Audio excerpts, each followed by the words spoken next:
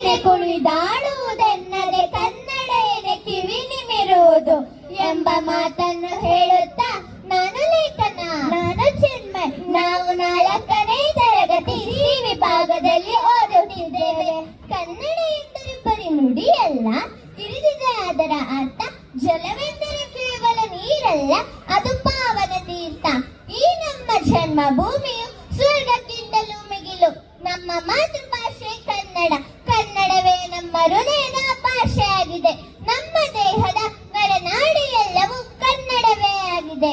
ನಮ್ಮ ಸಂಸ್ಕೃತಿಯಲ್ಲಿ ಹೆಣ್ಣಿನ ಸೌಭಾಗ್ಯದ ಸಂಕೇತವಾಗಿರುವ ಅರಿಶಿಣ ಕುಂಕುಮ ಬಣ್ಣವೇ ನಮ್ಮ ಕನ್ನಡ ಬಾವುಟದಲ್ಲಿಯೂ ಕೂಡ ಇದೆ. ಕನ್ನಡ ಎಂದರೇನೆ ಕನ್ನಡಿಗರಿಗೆ ಅಭಿಮಾನ ಹುಕ್ಕಿ ಬರುತ್ತದೆ. ಕನ್ನಡವನ್ನು ಕಾಪಾಡಲು ಇಡೀ ಕರುನಾಡಿನ ಜನಸಾಗರವೇ ಎದುರಿಂದಿರುತ್ತದೆ. ಕಿತ್ತೂರು ಸಂಸ್ಥಾನಕ್ಕಾಗಿ ಬ್ರಿಟಿಷರ ವಿರುದ್ಧ ಹೋರಾಡಿದ, ಬ್ರಿಟಿಷರಿಗೆ ಸಿಂಹ ಸ್ವಪ್ನವಾಗಿದ್ದ ಸಂಗೊಳ್ಳಿ ರಾಯಣ್ಣನಿಗೆ ಜನ್ಮ ನೀಡಿದ ನಾಡು ಈ ಕರುನಾಡು.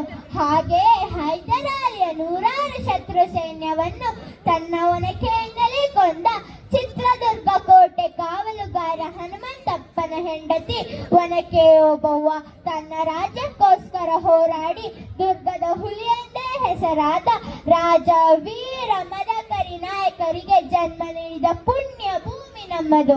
ಹೆಣ್ಣು ಎಂದರೆ ಕೇವಲ ಅಡುಗೆ ಮನೆಗೆ ಸೀಮಿತವಲ್ಲ, ಯುದ್ಧ ಭೂಮಿಯಲ್ಲಿ ಖಡ್ಗ ಹಿಡಿದು ಹೋರಾಡಿದ ದಿಟ್ಟ ಮಹಿಳೆ ಹಾಗೂ ಕನ್ನಡಕ್ಕಾಗಿ ಪ್ರಾಣ ಕೊಟ್ಟವಳೆ ಕಿತ್ತೂರು ರಾಣಿ ಚೆನ್ನಮ್ಮ. ಇವರಷ್ಟೇ ಅಲ್ಲದೆ ರಾಜ ಮಹಾರಾಜರು, ಕವಿಗಳು, ಸಾಹಿತಿಗಳು, ಕಲಾವಿದರು ಹೀಗೆ ಸಾವಿರಾರು ಜನ ತಮ್ಮ ಬದುಕನ್ನು ತ್ಯಾಗ ಮಾಡಿ ಕನ್ನಡಕ್ಕಾಗಿ, ಕನ್ನಡ ಮಣ್ಣಿಗಾಗಿ ಮರೆಯಲಾಗದ ಕೊಡುಗೆಯನ್ನು ನೀಡಿದ್ದಾರೆ. ಅವರೆಲ್ಲರನ್ನು ಸ್ಮರಿಸುತ್ತಾ ನಮ್ಮ ಉಸಿರಿರೋವರೆಗೂ ಚಿರಋಣಿಯಾಗಿರೋಣ. ಹುಟ್ಟಿದರೆ ಕನ್ನಡ ನಾಡಲ್ಲಿ ಹುಟ್ಟಬೇಕು, ಮೆಟ್ಟಿದರೆ ಕನ್ನಡ ಮಣ್ಣಲ್ಲಿ ಮೆಟ್ಟಬೇಕು, ನೃತ್ಯ ಮಾಡಿದರೆ ಕನ್ನಡವನ್ನು ಕೊಂಡಾಡುವ ನೃತ್ಯ ಮಾಡಬೇಕು ಎಂದು ಹೇಳುತ್ತಾ ನಮ್ಮ ಸ್ನೇಹಿತರನ್ನು ನೃತ್ಯ ಮಾಡಲು ಸ್ವಾಗತಿಸುತ್ತೇವೆ. ಧನ್ಯವಾದಗಳು.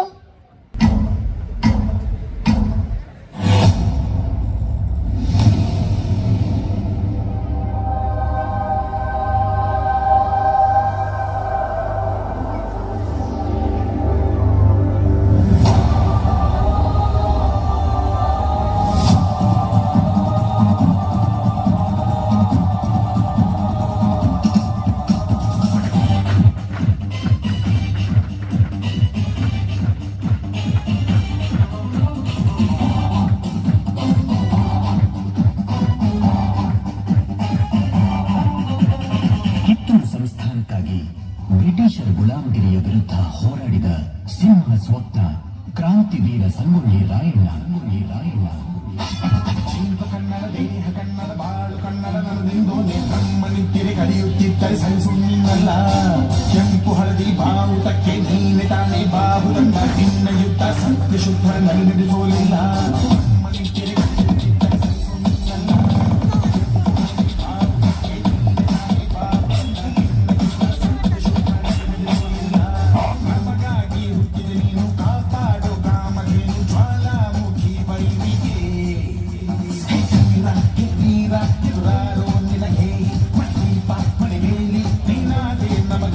ಹೈದರಾಲಿಯ 100 ಶತ್ರು ಸೈನ್ಯವನ್ನು ಹಿಂಜರಿಯದೆ ತನ್ನ ಒನಕೆಯಿಂದಲೇ ಕೊಂದ ಚಿತ್ರದುರ್ಗ ಕೋಟೆಯ ಕಾವಲುಗಾರ ಹನುಮಂತಪ್ಪನ ಹೆಂಡತಿ ಕೆಚ್ಚೆದೆಯ ಮಹಿಳೆ ಒನಕೆ ಓಬವ್ವ.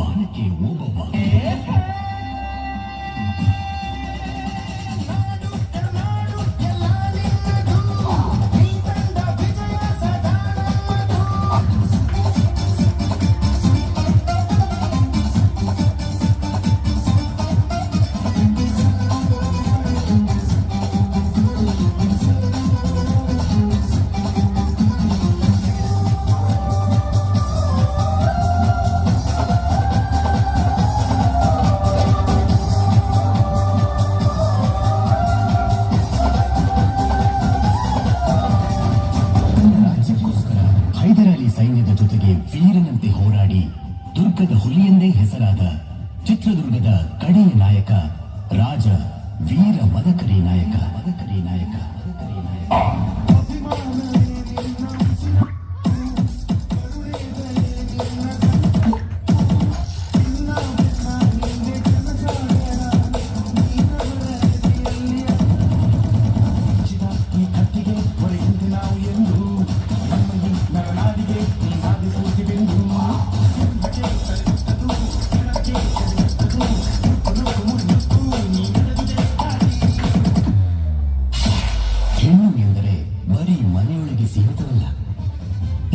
ಭೂಮಿಯಲ್ಲೂ ಕತ್ತಿ ಹಿಡಿದು ಹೋರಾಡುವ ದಿಟ್ಟ ಹೆಣ್ಣೆಂದು ದೇಶಕ್ಕಾಗಿ ಪ್ರಾಣ ಕೊಟ್ಟವಳೇ ತಾಯಿ ಕಿತ್ತೂರು ರಾಣಿ ಚೆನ್ನಮ್ಮ.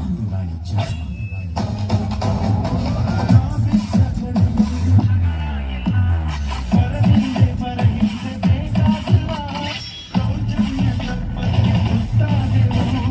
ನಿನ್ನಿಂದ ಕೈ ಹಿಡಿಯ ಗೊತ್ತಾದೆವು ಕವಿದಾಗಲೇ ಸೂರ್ಯನಾಗಿ ಬಂದೆ ಮುಳುಗುವ ಜನಕೋಣಿಗೆ ಕಣ್ಣು ಹುಡುಕಿ ತಂದೆ ಸಂಜನ ನೀರುಳಿಸಿದೆ ಹಾಡಿಗೆ ನಗು ಧರಿಸಿದೆ ಕಾಣದ ಈ ಊರಲ್ಲಿ ಕನ್ನಡದ ಬಂಧುವಾದೆ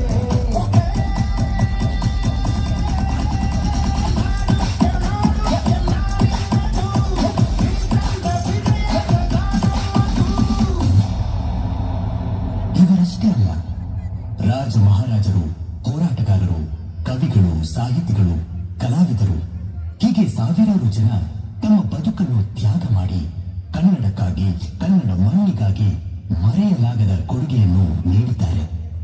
ಅವರೆಲ್ಲರನ್ನು ಸ್ಮರಿಸುತ್ತಾ ನಮ್ಮ ಉಸಿರು ಇರುವವರೆಗೂ ಅವರಿಗೆ ಚಿರಋಣಿಯಾಗಿರೋಣ. ಹೇ